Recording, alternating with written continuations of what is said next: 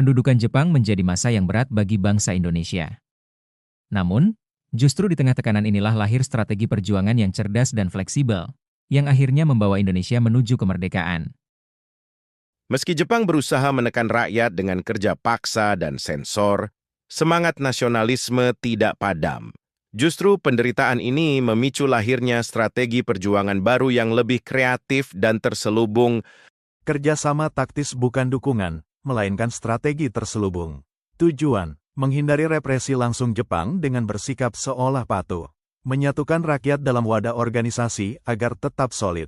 Mempersiapkan kemerdekaan secara politik, administratif, dan ideologis. Melatih kepemimpinan dan kemampuan militer bangsa. Strategi ini menanam fondasi bagi berdirinya negara Indonesia merdeka. Tokoh bangsa memanfaatkan kesempatan untuk mengasah keterampilan berorganisasi dan memperkuat jaringan perjuangan. Putra, Pusat Tenaga Rakyat, dipimpin 4 serangkai, Soekarno, Hatta, Ki Hajar Dewantara, Kiai Haji Mas Mansur, awalnya untuk kepentingan Jepang, namun dimanfaatkan untuk menumbuhkan nasionalisme dan kesadaran politik. Menjadi wadah komunikasi tokoh bangsa dengan rakyat. Jawa Hokokai, wadah persatuan rakyat, melatih disiplin organisasi, memperkuat solidaritas. Digunakan untuk menggalang dukungan rakyat terhadap ide kemerdekaan. Organisasi bentukan Jepang dijadikan sarana perjuangan bangsa secara terselubung. BPUPKI, merumuskan dasar negara, Pancasila, UUD 1945, Sistem Pemerintahan. Forum Intelektual Bangsa untuk merancang masa depan Indonesia. Menjadi wadah diskusi politik yang sangat penting. PPKI, menyusun langkah konkret menuju proklamasi. Membentuk struktur pemerintahan awal Indonesia merdeka.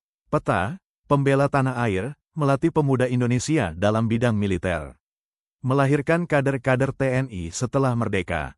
Menjadi modal kekuatan militer Indonesia setelah proklamasi.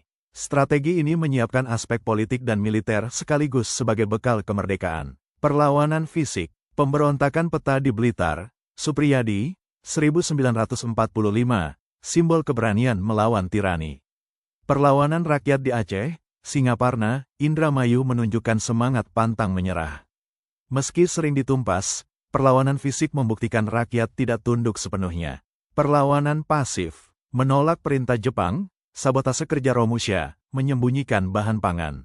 Menyebarkan berita kemerdekaan secara rahasia, membantu pelarian Romusha.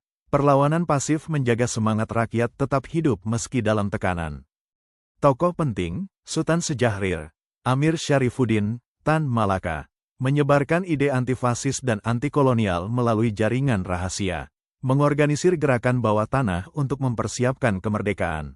Menjadi penghubung dengan dunia internasional, menunjukkan bahwa Indonesia siap merdeka. Perjuangan bawah tanah menjaga api nasionalisme tetap menyala meski aktivitas politik dilarang. Strategi ini menunjukkan kecerdikan tokoh bangsa dalam menghadapi pengawasan ketat Jepang. Jepang mulai kalah dalam Perang Dunia II akibat serangan sekutu. Bom atom di Hiroshima dan Nagasaki, Agustus tahun 1945, Jepang menyerah tanpa syarat. Kekosongan kekuasaan di Indonesia dimanfaatkan tokoh bangsa untuk segera bertindak. Soekarno, Hatta, dan tokoh lain bergerak cepat memproklamasikan kemerdekaan. Proklamasi kemerdekaan tanggal 17 Agustus tahun 1945 menjadi puncak strategi perjuangan bangsa. Perjuangan panjang rakyat Indonesia akhirnya berbuah kemerdekaan setelah memanfaatkan momentum global.